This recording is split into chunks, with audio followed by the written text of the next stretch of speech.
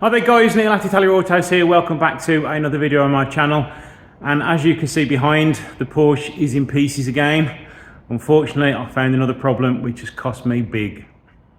So if you remember at the end of the last episode, the Porsche was nearly finished. I was just waiting for a few more parts to arrive and then it was going to have a few bits done at a Porsche specialist.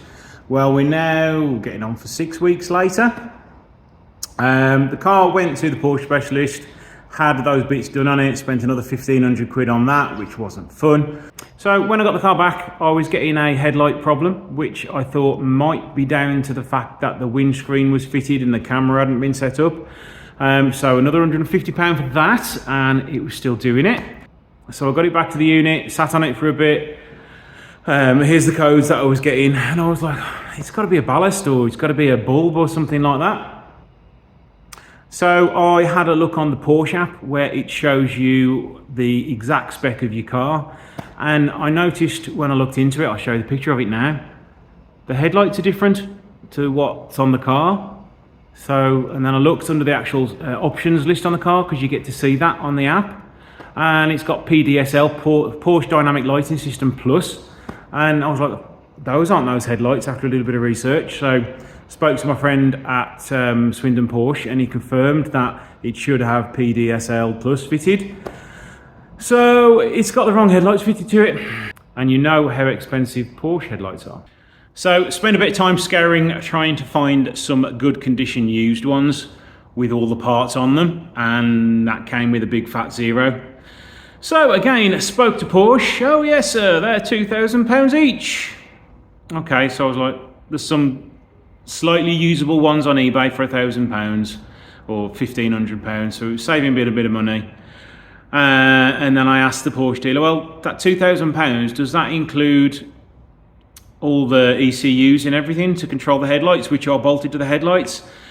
No, it's a bare headlight. So I have had a absolutely massive bill to buy 2 new headlights. Luckily, I've managed to find the ECUs and motors and stuff and fans used on eBay, so I've pretty much spent another £3,900 on 2 headlights and some screws and some covers to attach to them, and then another £400 for the ECUs and gubbins. So I've totally blown the budget now. It's way over budget, but who cares? I've driven it for a few miles off camera and I absolutely love it. So in my eyes, it's worth spending this money on this car, but what are you going to do?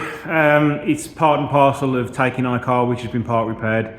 If this car had come to me without headlights in its original probable accident damaged form, I'd have had to buy them anyway. I would have just known about it, so I'd have probably paid less for the car. So Mr. Porsche man has just delivered 2 very expensive packages to me. I've already stripped the car ready to take them. I've also been messing around with the alignment a little bit because I wasn't happy with how the bonnet was aligned. And I finally figured out how to align the bonnet. I've also made sure the wing is all now perfectly in line. The gaps down the bonnet are perfect. And the wing down here is also perfect. One other little problem I found, luckily, when I've taken the car apart is, as I thought when I was putting it together, one of those pipes is leaking there, so I've ordered a new pipe and I'm going to be fitting that before I put the arch liners back on again. So pretty much it's ready to go back together again now. I can then get an MOT on the car and get out on the road and show you what a fun toy this is going to be. But first of all, I need to get these headlights out of the box and put them all together. Now, let's be super delicate with this. Actually, I can probably do that with my hands.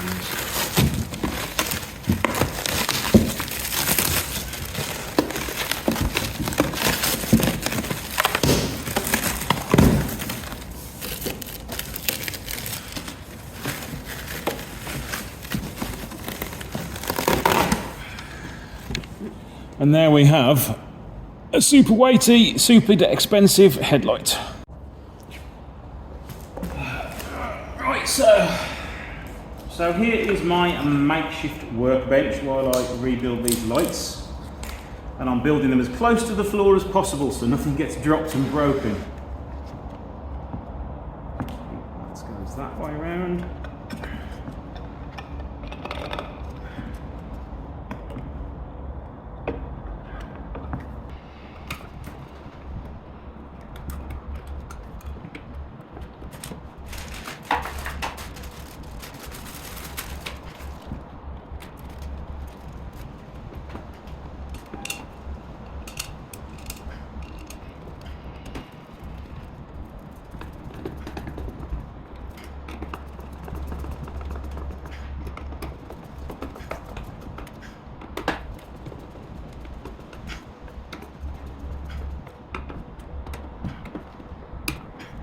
Right, so that's one done.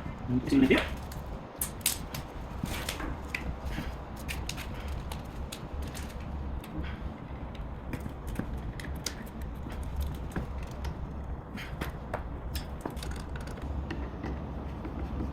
Yeah, having a big email conversation with the guy at Porsche, and it did actually state in the diagram that these backs don't come with the headlight, and they do, but they have like a £30 return limit, so I bet I can't send those back to back. So that'll be £30 down the drain, unfortunately.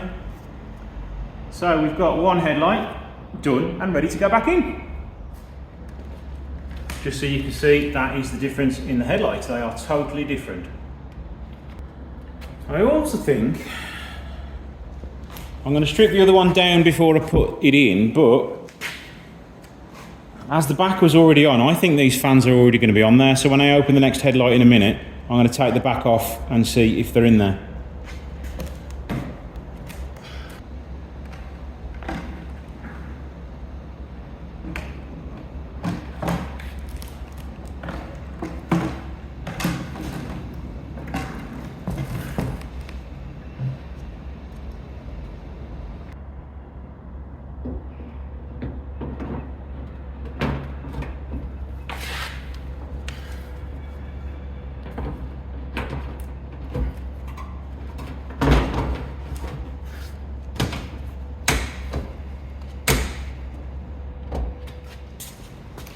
No, unfortunately Porsche didn't put the fans in, so I did have to fit those. It would have been nice as being as they put the back on, just to have fitted the fans with them as well.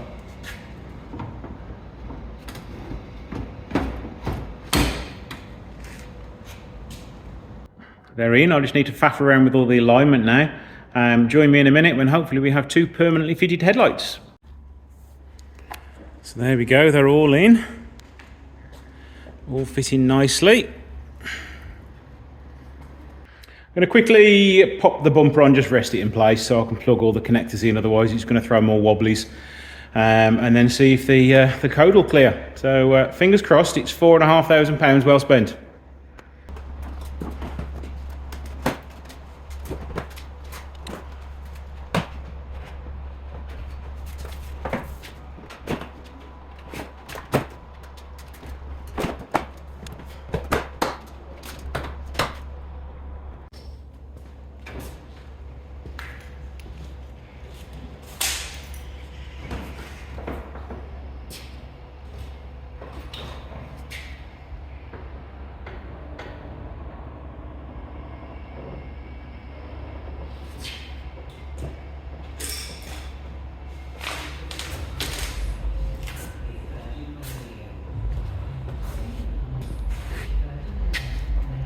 So the big test, are we going to get an error message when we turn the headlights on?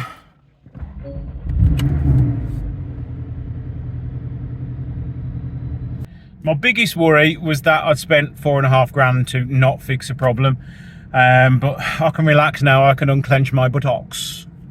Why do they cost so much money? Well, these are the fancy ones that turn when you go around corners.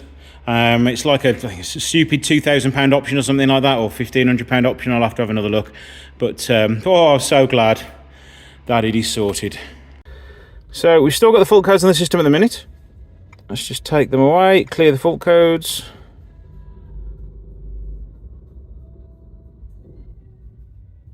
All completed. No DDCs.